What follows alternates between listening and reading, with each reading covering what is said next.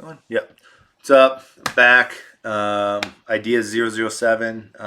It's kind of, this is, take two or whatever, kind of trying to figure out the best way to verb this. Verb? I don't know. Just kind of explain this idea. So, long story short, we're all into playing cards. No, we're not all into playing cards. Long story short, I see an opportunity for an idea around playing cards and popular culture and combining those to create a world and then curating something to give it value. So, for instance, if you're me or my brother's age, you grew up with basketball cards and football and baseball cards, and we keep them and we go through them, and that's how we would become inspired or check people out or actually get to see what we were watching, kind of a little bit more detail, and then also read their stats and stuff on back of the card. And then if you had someone, if you let's say it was a Michael Jordan rookie card or Kobe rookie card or something like that, you could go and actually had value for how many cards were produced and how many are left. And if the corners were dinged up, it was less in value. So basically, just giving this thing value based on how hard it would be to replace him. So the idea is to do it. I'm not real sure. This is a fun one to kind of discuss because I'm not real sure to where to kind of close the or how far to expand the reach. So I'm just going to go super broad with the idea, and then you guys could tell me, maybe if it's too broad or whatever, however you want to use it. But essentially, what I see is going to a boutique or online store, vending machine, someplace and buying a pack of cards. You don't know what's in it. And that pack of cards then has a kind of hologram stamp on the bottom right corner. And whatever you name the card, it would be similar to Upper Deck or Fleer.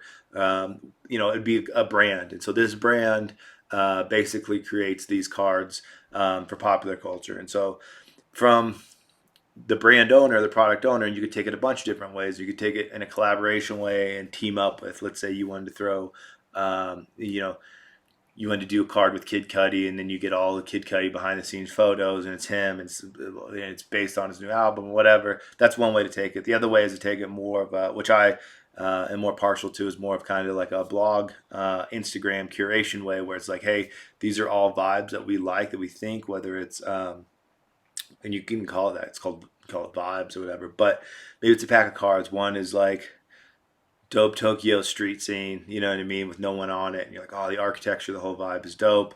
The next one is maybe like some dirty white Air Force Ones. You're like, oh man, that speaks to me for some reason. And then, you know what I mean? It could be ironic photos, cool photos, polished photos.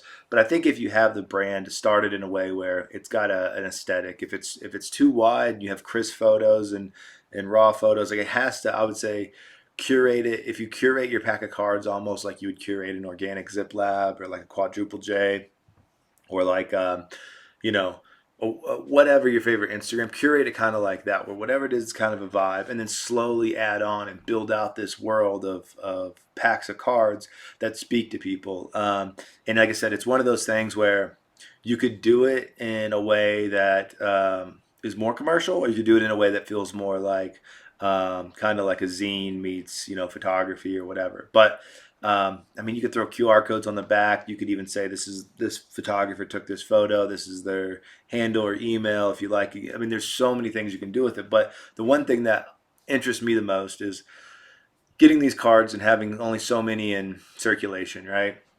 And then as you have them in circulation, you have like a binder that's got all your cards in it, maybe like a 3x3 like we used to with basketball cards, and going over to your friend's house with your binder and saying, it turns into like almost like a Pog collection, or and saying, hey, I'll trade you, or Pokemon cards or whatever. I'll trade you. What do you got? You got how much? What's your Brutalist architecture?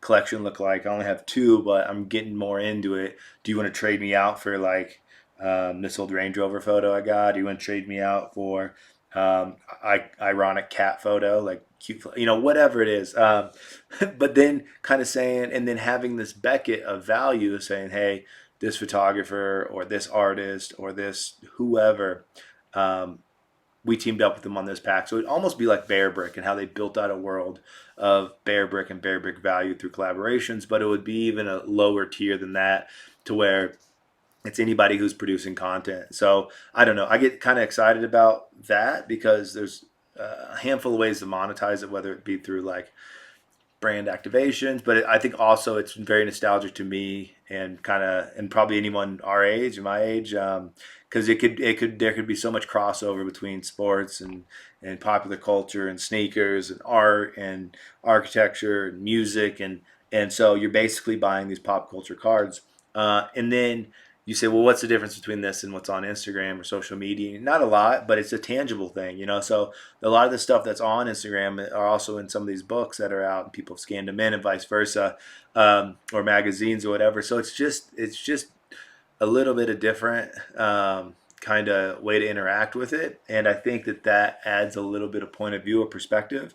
Um, there's also something about having a collection, so like that's more tangible. So I love collecting, images and photos online. I have like hard drives and SD cards full of jump drives full of all sorts of stuff. I mean, that's what ended up going to like big data and things like that. But the idea is to have something that you can have in front of you. Like I like my everything's very messy. Like I don't know. I like to see everything out in front of me. My closet's messy. My workspace is messy. I like to see everything. And something about having all this stuff out in front of me, I feel like it's a little easier to paint with when I can see all the colors.